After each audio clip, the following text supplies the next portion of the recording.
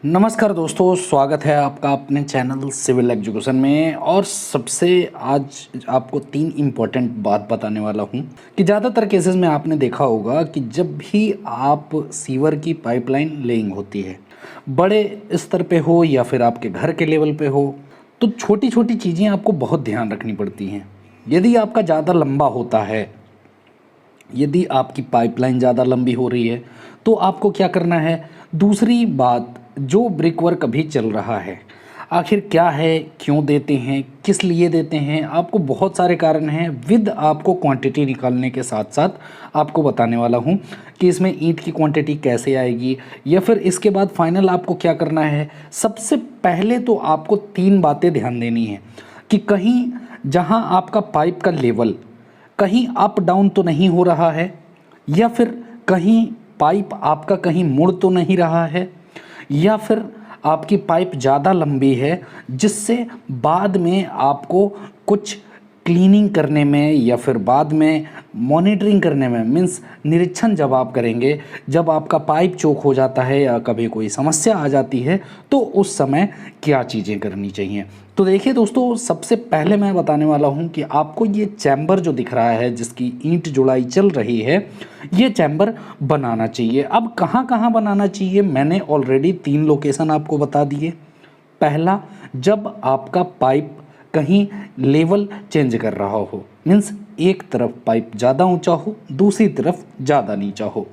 Second बात, जहाँ पे आपका पाइप घूम रहा हो, या कहीं आपने देखा होगा 90 घूमता है या फिर कहीं 45 घूमता है, एज पर ड्राइंग के हिसाब से।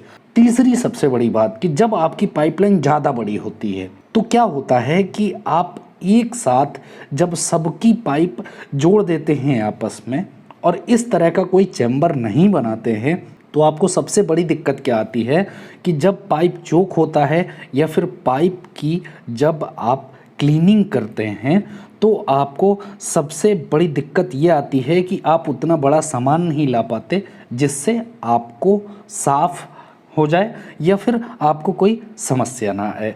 अब रही बात कि चैम्बर बनाते समय भी आपको 3 बातें ज़रूर ध्यान देनी है कि कैसे करना है या फिर क्या करना है। जैसे मान लीजिए कि ये ब्रिक वर्क आप तो कर देते हैं, चैम्बर का साइज़ स्पेसिफाइड कितना होना चाहिए ये भी मैं आपको बताता हूँ। यहाँ देखिए 600 नापा जा रहा है। क्यों?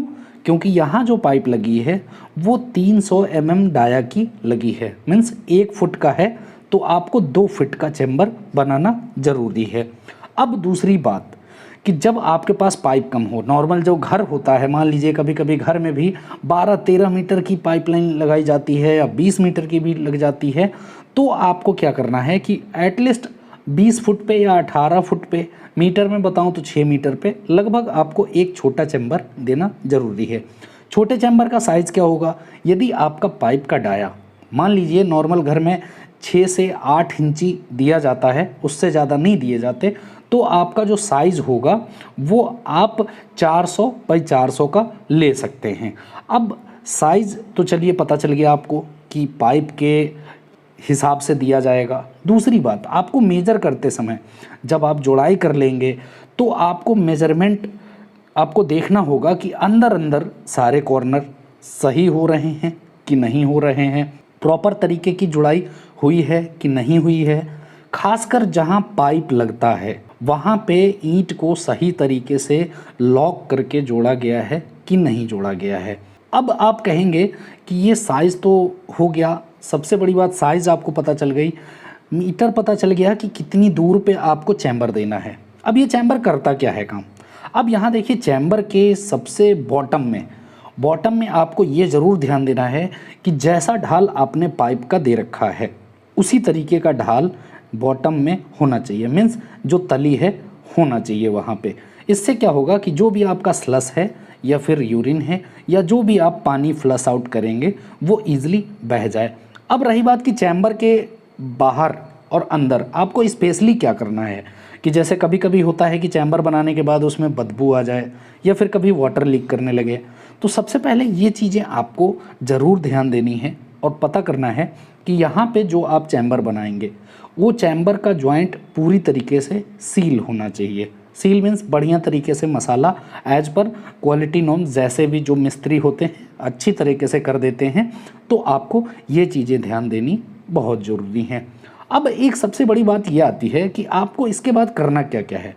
जुड़ाई तो आपको कर देनी है, प्लास्टर आपको किधर करना है किधर नहीं करना है। अब जैसे यहाँ एक लेवल देख लीजिए, मीन्स ईंट का जुड़ाई का जो हाइट है वो थोड़ा मिट्टी से ज़्यादा है, क्योंकि यहाँ बड़ा पाइप था इसलिए थोड़ा बड़ा रखा गया है। जब आप घर पे करेंगे तो आपको इसी तरह के स्लोप करना ज़रूरी होगा दोनों कॉर्नर पे, और जो हाइट होगी वो आप अपने फ्लोर लेवल पे रख सकते हैं या फ्लोर लेवल से नीचे रख सकते हैं। उसके बाद आपको जुड़ाई कर लेनी है। जुड़ाई करने के बाद जैसा अभी स्लोप मैं बता रहा था उस तरह से स्लोप करके प्लास्टर कर देना है। प्लास्टर भी आपको इसी हिसाब से करना है दोस्तों कि जो आपका स्लोप बनेगा, मीन्स जो तली में दोनों पाइप थे, अभी मैंने आपको दिखाया कि कैसे ढाल देनी है दोनों पाइप के बीच में कि नाली जैसा वहाँ बन जाए चैम्बर में भी बॉटम पे, तो आपको उस तरह का ध्यान देना है। उसके बाद आपको प्लास्टर कर देना है। प्लास्टर करने के बाद अच्छी तरीके से सीमेंट पनिंग करनी है। अब नीचे का जो ढाल आप कह रहे थे, यहाँ देखिए सीमेंट पनिंग भी की जा रही है। सीमेंट पनिंग के साथ साथ जो नीचे वाला ढाल है किस तरह से पाइप में ढाल दिया गया है। और जब सीमेंट पनिंग आप करेंगे तो ये भी आपको ज़रूर ध्यान देना है कि ये बिल्कुल अच्छी तरीके से करवाया जाए, कहीं कोई जॉइंट ना हो। अब नीचे देखिए जैसे जो ढाल था वो इस तरफ से इस तरफ ढाल जा रहा है, क्योंकि ढाल उधर थी, ऊंचा इधर था, इसलिए इधर से स्लज उधर जाएगा। कॉर्नर पे भी ऊंचा किया गया है, बीच में नाली जैसा बन जाता है शेप कर्व टाइप का, कि जिससे स्लज जो है ईजिली एक पाइप से दूसरे पाइप में आराम से फ्लो हो जाए। अब जो साइज़ की रही बात, साइज़ भी देख लीजिए, यहाँ ऑलरेडी आपको बताया हुआ था। अब रही बात कि मेजरमेंट कैसे लेने हैं। अब मान लीजिए एक चैम्बर में आपको कितना ईंटा जोड़ना है ये भी आपको पता चल जाएगा। यदि 2 फुट का चैम्बर है तो आपका 230 का वाल रहता है, तो आप 600 प्लस 230 जोड़ देंगे, मीन्स 0.83 आ गया, गुणे 4 करना है। और जितनी आपकी हाइट है, कहीं कहीं 1 फुट हाइट रहती है तो 300 करना है, 2 फुट है तो 450 करने हैं। और जो वाल की थिकनेस है आपकी दीवार की, मतलब ईंटा का जो लंबाई है उससे गुणा कर देना है, तो आपका यहाँ पे क्वांटिटी निकल आएगा। सेम प्लास्टर और पनिंग जो होगी, पनिंग भी आपको निकालने के लिए प्लास्टर की क्वांटिटी के बराबर लेना पड़ेगा।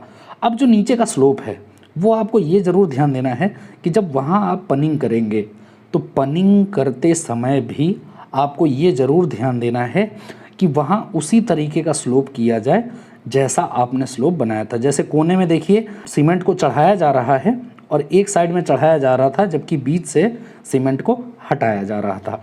अब देखिए दोस्तों, चैम्बर बनाते समय आपको क्या करना है, सबसे पहले तो नीचे फर्श ढाल लेनी है, फिर ईंट चिनाई करना है जैसा कि आपने किया।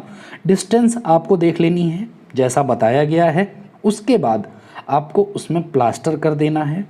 प्लास्टर करने के बाद इस तरह से पनिंग कर देनी है और अच्छी तरीके का पनिंग करना है। पनिंग मीन्स गांव की लैंग्वेज में सीधे आपको बताऊं कि सीमेंट का पना चढ़ाना है।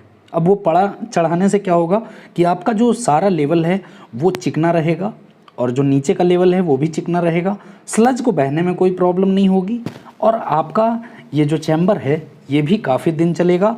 और जो सील आपको मैं बता रहा था, ना कोई इससे गैस वापस बाहर जाएगी या फिर कहीं कोई लीकेज की संभावना रहेगी। तो जब भी आप सेप्टिक टैंक बनवा रहे हों या फिर अपनी पाइपलाइन बिछवा रहे हों तो ये ज़रूर ध्यान देना चाहिए। इंडस्ट्रियल लेवल पे तो और ज़्यादा ध्यान दिया जाता है, घर के लेवल पे थोड़ा मोड़ा आप इधर उधर कर सकते हैं, साइज़ को छोटा कर सकते हैं, चिनाई 10 इंची ना करके 5 इंची कर सकते हैं। तो इस तरह से दोस्तों आप अपने सीवरेज को अच्छा कर सकते हैं। अब इस वीडियो में इतना ही, अब मुझे विदा दीजिए।